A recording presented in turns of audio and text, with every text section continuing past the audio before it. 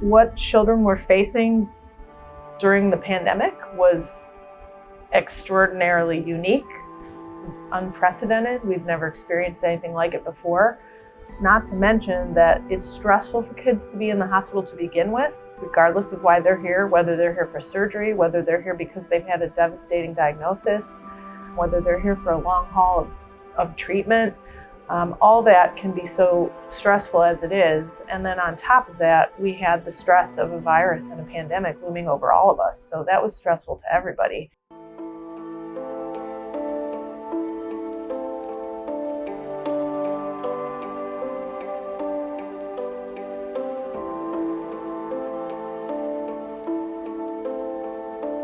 So I will start with the fact that we were all devastated, as I'm sure all of our magicians were devastated, when volunteers were suspended and we could not have our bedside magicians in the hospital.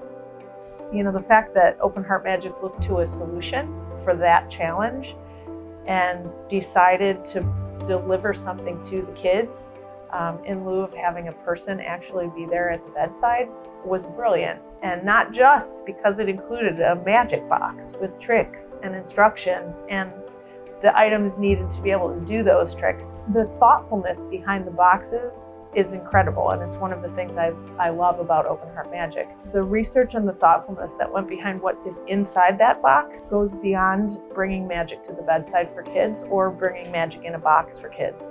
It brought families together because there was a game designed to bring a family together to be able to have that time to connect. And then in addition, to provide something for distraction and enjoyment, and not just a small Lego kit with one thing, but a 3-in-1 that they can make like multiple different things with.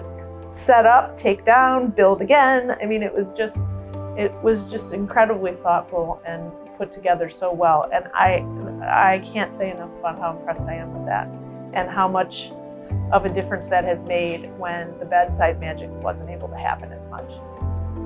One of the reasons why we decided to bring the bedside magicians back as soon as we did, and as early as we did, they were the first group of our Rainbow volunteers to return. Part of my own thought process about that and what I contributed to discussions about that is how well prepared the Open Heart Magic volunteers are to begin with.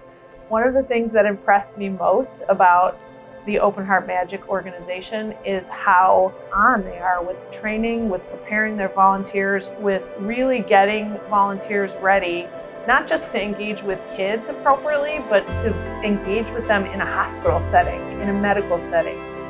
But when a magician walks into the room and asks if they would like a visit, for the child and the family, it pulls them out of the medical environment and just focuses on them as a child and as a family. So much of a child's experience here and family's experience is just all medical. And anytime we have the opportunity to provide something that is child-focused and just speaks to them like a kid and a family and interacting in that sort of way where they can forget about the hospital, they can forget about the medical. It just is an amazing organization that we feel is just at that top echelon. And the volunteers that are a part of it and the leadership that's a part of Open Heart Magic is just the cream of the crop. What about this red card? Take a look at that.